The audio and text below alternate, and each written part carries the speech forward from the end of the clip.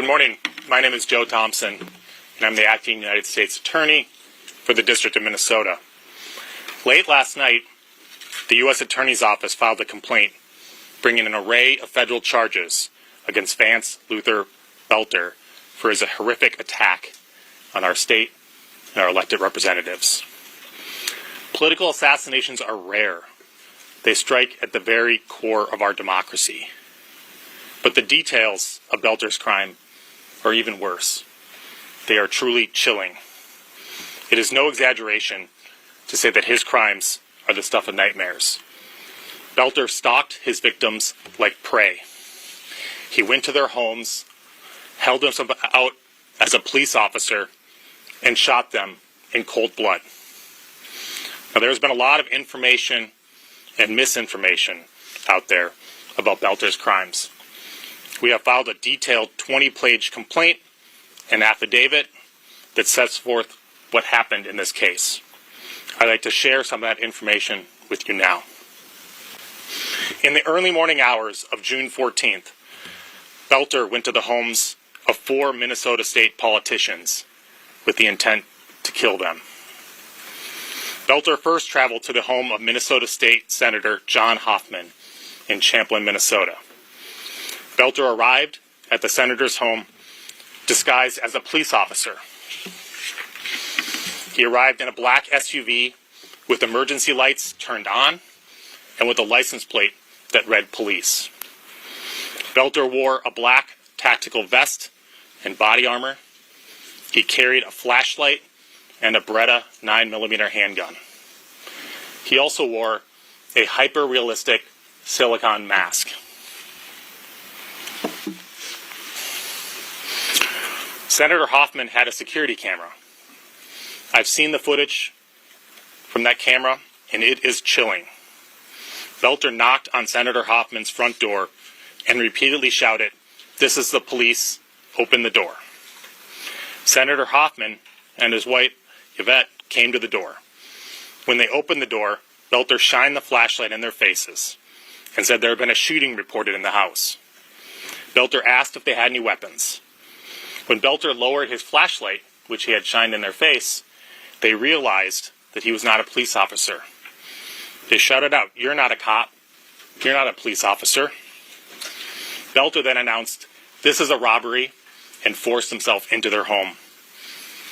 When Senator Hoffman attempted to push Belter out and stop him from entering his home, Belter shot him repeatedly. Belter then shot Miss Hoffman repeatedly. Belter fled the scene, and the Hoffman's daughter called 911. Unfortunately, the Hoffmans survived, although they remain hospitalized.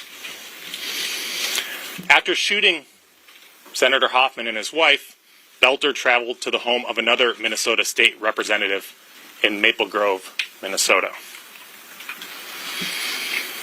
Video surveillance showed that Belter rang the doorbell at the state representative's house at approximately 2:24 a.m. on Friday night. Again, he was dressed as a law enforcement officer, wearing a tactical vest and body armor, carrying a handgun and a flashlight, and wearing that same hyper-realistic silicone mask. Again, the images, as you can see on the screen, are haunting. Now, fortunately, the state representative was not home. She and her family were gone on vacation, and so Belter left. Belter then traveled to the home of a Minnesota state senator who lived in New Hope, Minnesota. He parked in the street in that same black SUV with the police license plate. At about 2:36 a.m. on Friday night, after learning of the shooting of Senator Hoffman, New Hope police dispatched an officer to conduct a wellness check on the state senator who lived in New Hope. When the New Hope officer arrived at the scene, she saw Belter's black SUV parked down the block with the lights on. The New Hope police officer believed that Belter was a police officer who had been dispatched to the scene to check on the status of the state senator. The New Hope police officer pulled up next to Belter in his car, rolled down her window, and attempted to speak with him. Belter did not respond According to the officer, he just sat there and stared straight ahead. So the New Hope police officer, who had been dispatched to the scene, proceeded to the state senator's home, and she waited for other law enforcement to arrive. When they did, by the time they did, Belter had left the scene.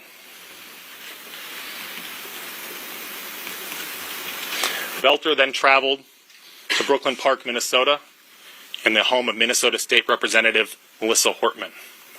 At approximately 3:30 a.m., Belter arrived at Representative Hortman's house in his black SUV with the police license plates. He parked in the driveway and left the emergency lights on his SUV flashing, as if he was a police officer. Belter approached Representative Hortman's home, again dressed as a police officer, wearing the tactical vest and body armor, and wearing that hyper-realistic mask. He was armed and carrying a flashlight. Before he entered the home, 2 Brooklyn Park police officers arrived at the scene. They too had been dispatched to check on Representative Hortman after learning of the shooting of Senator Hoffman. When they arrived at the scene, they saw Belter's black SUV parked in the driveway with the emergency lights flashing, and they saw Belter standing in front of the house several feet from the door. When Belter saw the officers get out of the car, he drew his weapon and began firing. He rushed into the house through the front door, firing into it. He repeatedly fired into the house, and when he entered, he murdered Representative Hortman and her husband, Mark. The Brooklyn Park police officers fired at Belter as he rushed into the home, but he escaped into the home and out the back. Officers recovered Belter's 9mm Beretta, along with the body armor and the mask, behind the home along his path of flight when he fled on foot.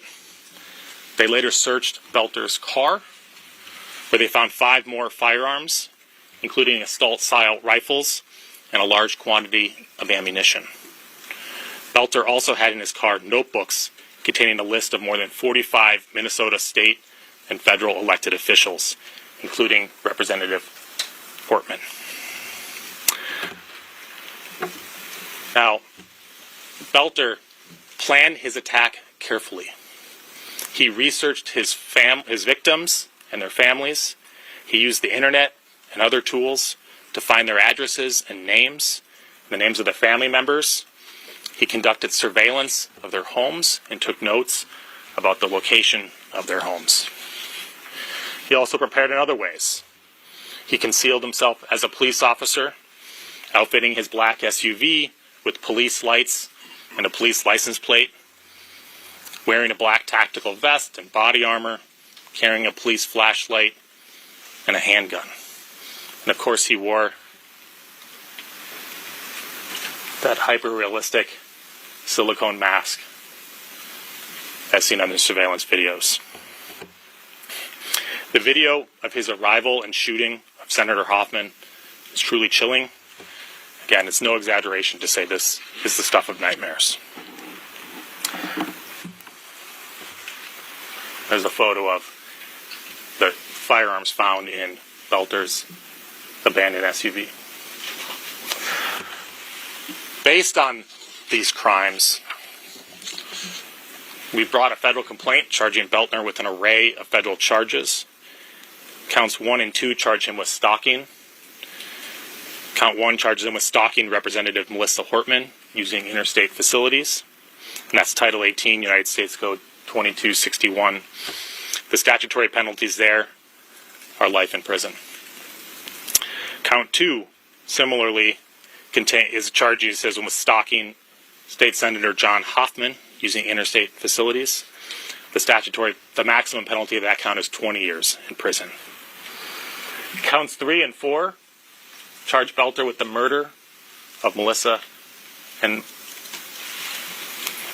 of the Hortmans using a firearm in violation of 18 U.S.C. 924J. And these are punishable by a term of life imprisonment or even death. In counts 5 and 6, charged him with shooting the Hartmans and the Hoffmans using a firearm, and both of those counts also carry a maximum sentence of life in prison. Now, before I finish my remarks, I want to say a little bit about law enforcement and the manhunt that we've heard about the last 2 days. Over the past 48 hours, federal, state, and local law enforcement from throughout the state of Minnesota have worked together to carry out the largest manhunt in Minnesota history.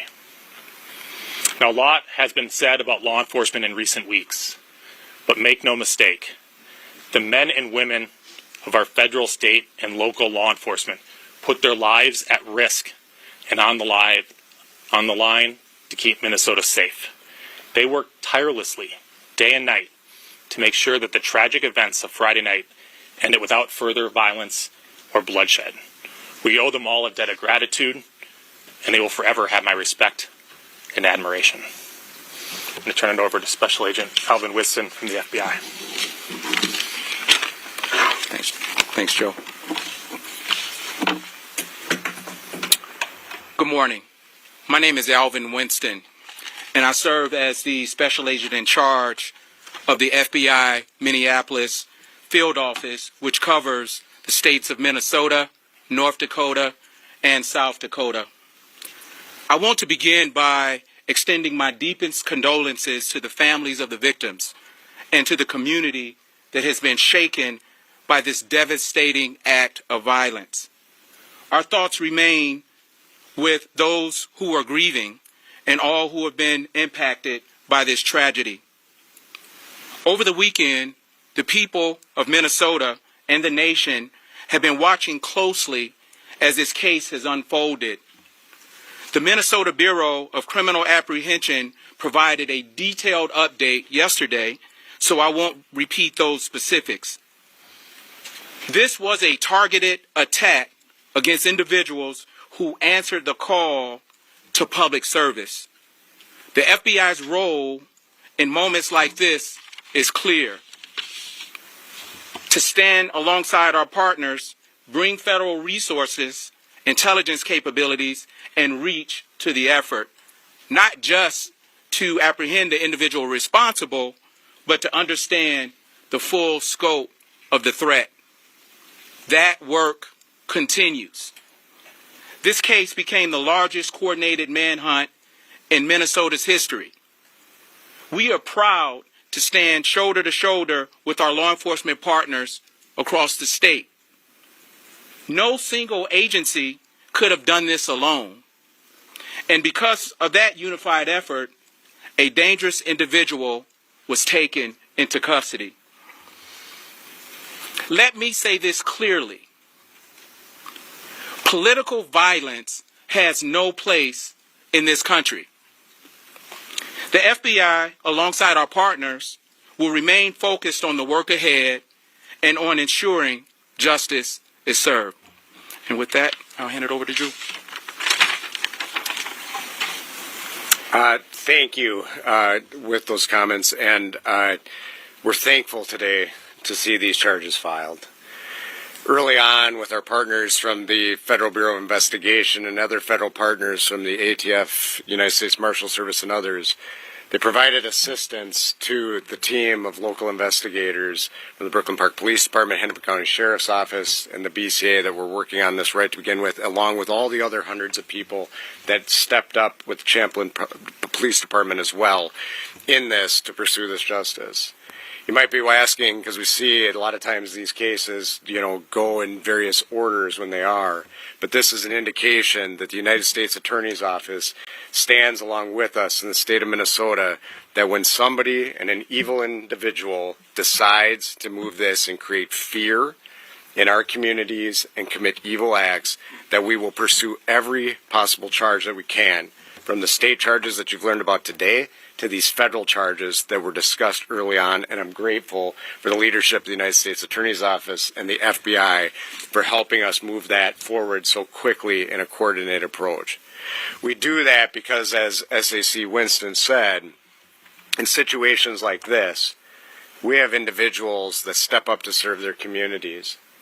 They are elected officials across our state, And when an individual chooses to target them for their role in representing all of us, it's an incumbent upon all of us to put all the resources forward to hold that individual accountable, to seek justice, and to make sure that we are working together to show the community across Minnesota and the United States that political violence is never okay. We as a country are formed on the basis that we have political discourse and that we have debates ongoing on what we do and that we elect people day in, day out to represent us. And when somebody tries to undermine that, it's important for all of us to hold that person accountable so that we can move forward as a country and have a system in place that a representative government and that we provide the protections for those individuals and their families moving forward. And so I'm thankful for these charges today to move this forward and the great work of the United States Attorney's Office partnering with us to move forward on this. And with that, they'll take some questions. Is there a terrorism charge in there? Why is there not a terrorism charge is the question.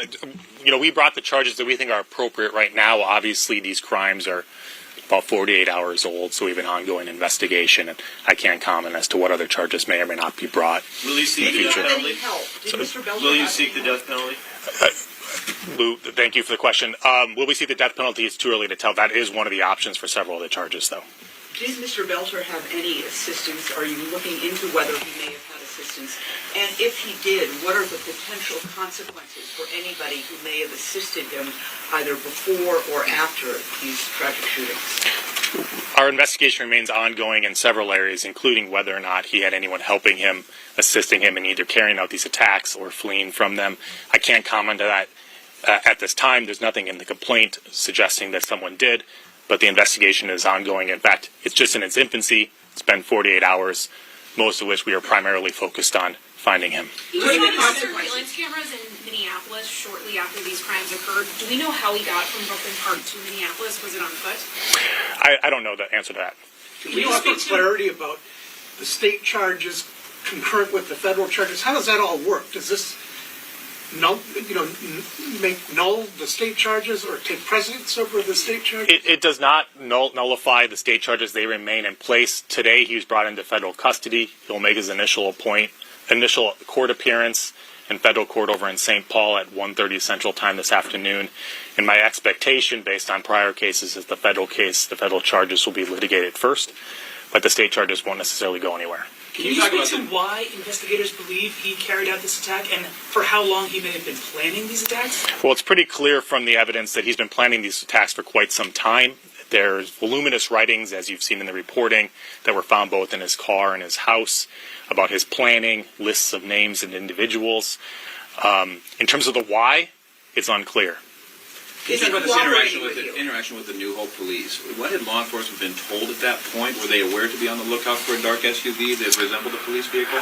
I don't know. I can turn that. I don't know if one of my colleagues here know. I know that they had heard about the shooting of Senator Hoffman and being the diligent law enforcement they were, knowing that they had elected officials living in their communities, they went out to do a wellness check. I don't know more than that. You know, what I can say, and as you can, I don't know the specifics of the question and what on that, whether it is. What I will tell you is that Hennepin County law enforcement working together at that time knew of that, and so as the different jurisdictions were on duty, some of them did proactive. You know, as you've heard from Chief Bruley on this in Maple Grove, for example, or in Brooklyn Park, for example, they went out proactively to check on the status and the well-being, and that's how we encountered this and prevented additional attacks, which we believe certainly could have occurred from occurring. So we don't know the specifics on the New Hope as to what they were doing, but they were tracking the shooting that happened, and so several of them were being proactive and checking on various people that they knew resided in their city. So did he shoot at the officers in Brooklyn, or the Brooklyn Park officers that responded? Did he shoot at them, or was he shooting into the house and they kind of like chased him into the house? My understanding is it's unclear at the moment whether or not he shot at them. It's possible that he did. It's not clear. Obviously, it was a chaotic scene. And was he wearing the mask when the New Hope officer interacted with him? I believe he was, although I can't say for certain. Is there reason to believe that there was plans to commit additional violence at, say, the protests that were going on that day? I've not seen evidence of that. It's hard to say what his plan was. Obviously, he went to the homes of no less than 4 elected officials. He had a list of other elected officials, their home addresses. So To make sure that we connect the dots properly, could you name the other two officials? You know, we can't at this time. It wouldn't surprise me if they publicly identify themselves, but it's not really my place to do that if they want to protect their own privacy. What's your message to Minnesotans who may get a late night knock on the door from police if something's going on in their communities? I mean, can you just speak on that? I'm going to let law enforcement handle that one. I don't know if someone... Sure. Please. Good morning. Police Chief Mark Bruley, Brooklyn Park Police Department. Great question. Like we sent out a message to our community when this first occurred is you always can call 911 and verify if the person at your door is a police officer. If they are a working police officer, they will be connected to a dispatch center that can validate that. So the first thing I would do is if you're concerned about it is call 911. Obviously, there's a lot of different uniforms, and it's never wrong to do that.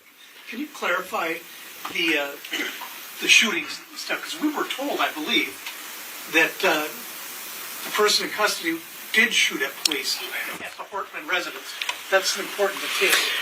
Yeah, so I'll answer this again. That's part of the active investigation, and I know there's been a lot that's going on, but as any time law enforcement uses deadly force, there's a walled-off separate investigation to examine that. At that time, I will tell you, we still work through. We are gathering evidence when we go through. This happened incredibly fast. What I can tell you is the police officers that were there on scene, that while they were assessing the situation, that the gunfire erupted.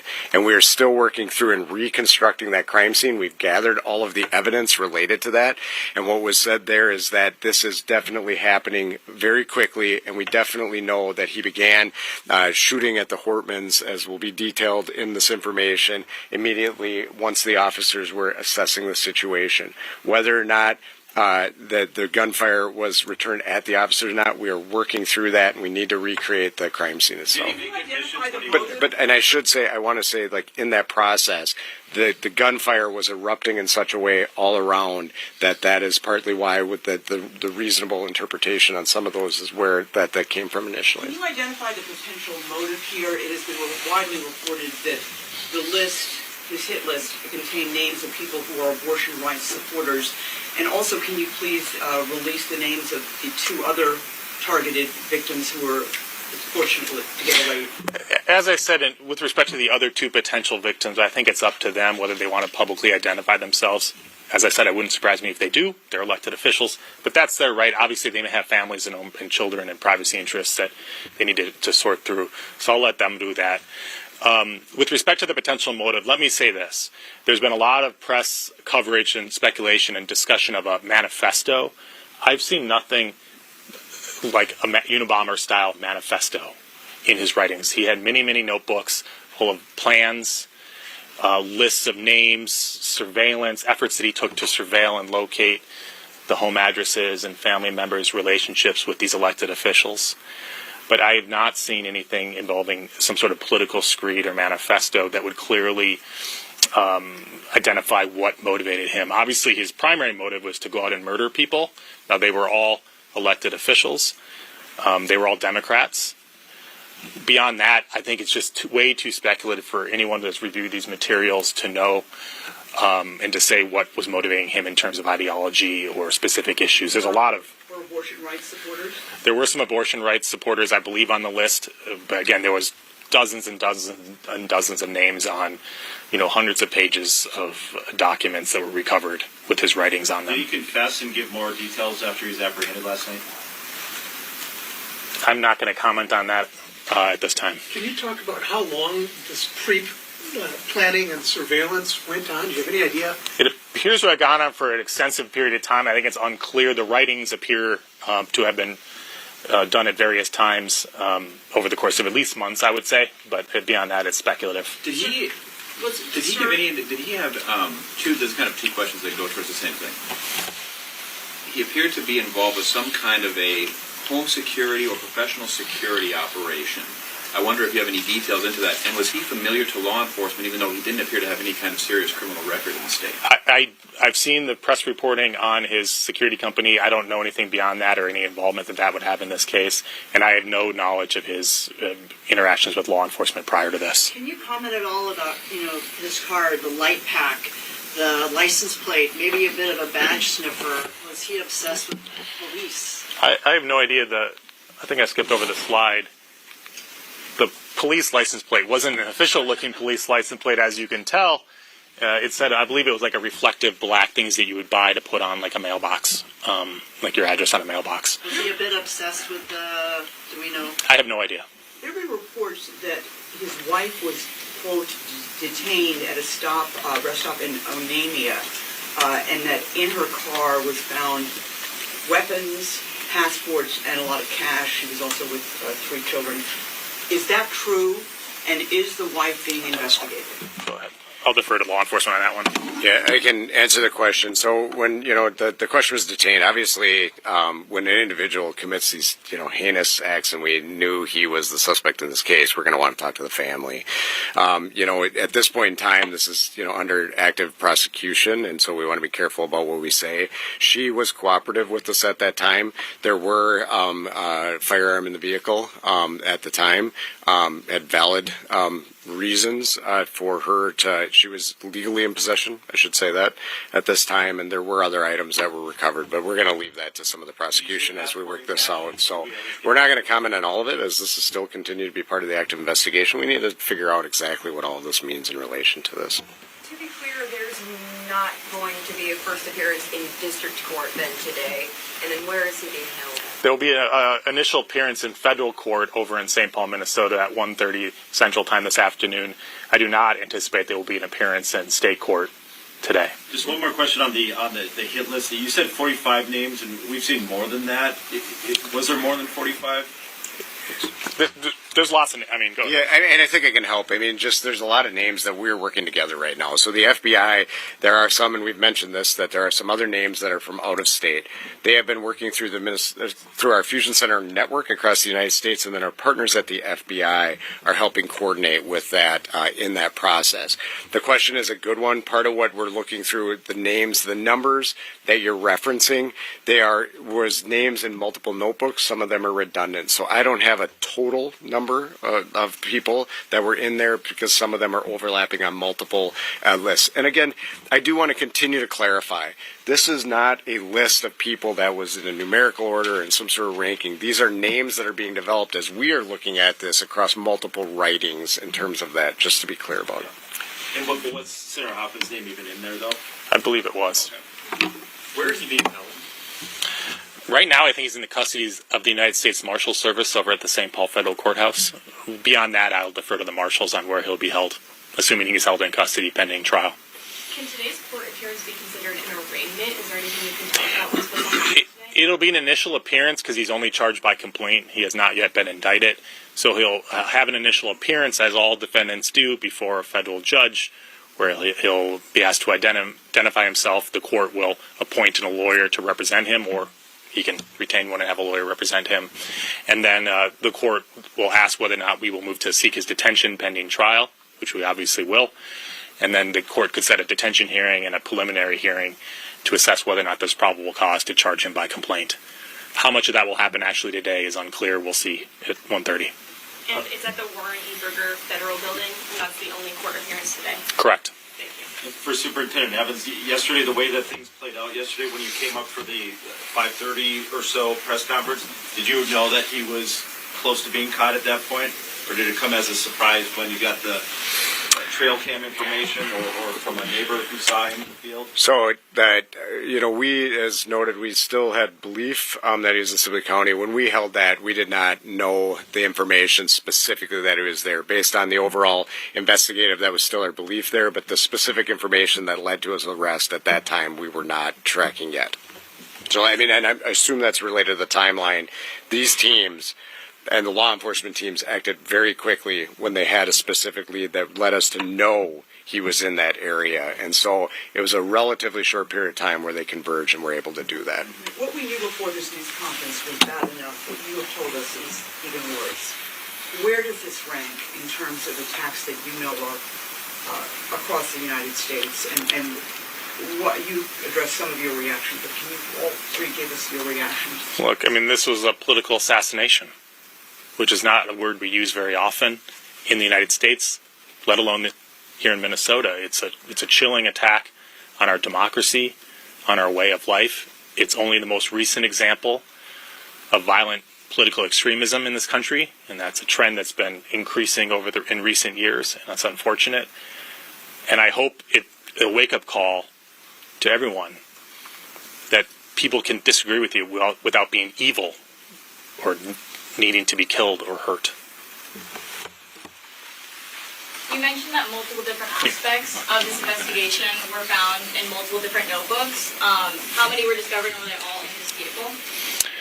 My understanding is some notebooks were recovered from his vehicle and others from his house, although obviously there was law enforcement literally from all around the state. I couldn't begin to identify all of them. Representatives of many of those, or some of those agencies are here, but far more were involved. And so all I can say, there was many notebooks recovered from multiple locations. And part of it's Did it make sense about him going back home? Like, what was he thinking? Did he say he was trying to get back to his house? I mean, it's odd, I guess you could say. I can't speculate as to what was in his mind. He obviously went on a murderous rampage on Friday, so I think I'm not aligned with his thought process. Mr. Winston, can you talk about, is there any sort of attention being paid to what kind of safety needs to be given to politicians at this time, or is this a space where people feel like any threat has left with this arrest? Okay, so what we're going to do is we're going to, of course, take these threats as serious as possible and throw all available resources towards these threats. We are in lockstep with the Capitol Police on a regular basis, and we're continuing to have those conversations about threats towards politicians. Thank you for that question. Maybe one more question here before we wrap up. Perhaps this is for Chief Broley. Just wanted to wrap it back to hoping you can speak to just how pivotal it is that your officers acted proactively, stopping by the Workman's house and likely stopping more victims.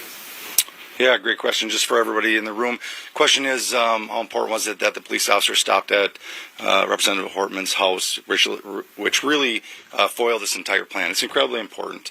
That started with a sergeant who was actually off duty, was walking out of the building and had heard that there was a shooting in another community at Senator Hoffman's house. Being alert, seen two officers in the police department, said, "Hey, drive by Melissa Hortman's house and just check on the house, would you?" And that's essentially what they pulled up and found, that in the driveway was the car. And essentially, the criminal act was occurring as they pulled up. Had they not foiled the plan,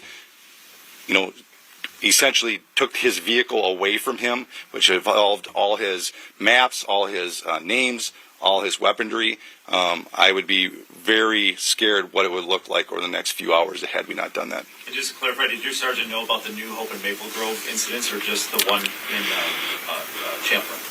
He only knew about the one that occurred in Champlin.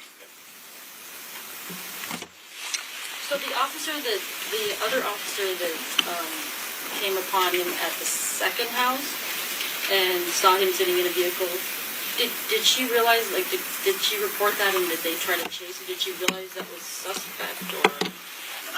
I don't think she did. She knew something was awry, and then he left and proceeded to Brooklyn Park and carried out the next shooting. So it got lost in the chaos of the event. Not lost in the chaos of events, but there was a new shooting shortly thereafter. It really is remarkable, to the question earlier, how he went to 4 houses that night, and in 2 of them he encountered law enforcement, and the third and fourth one, and the second one no one was home at all. It's remarkable how diligent law enforcement was at 2:30, 3 o'clock, and 3:30 in the morning on a Friday night, that they were responding to just do wellness checks on our politicians. It's a testament. The last 48 hours have been an incredible testament to the professionalism and dedication and commitment of our federal, state, and local law enforcement. Thank you all.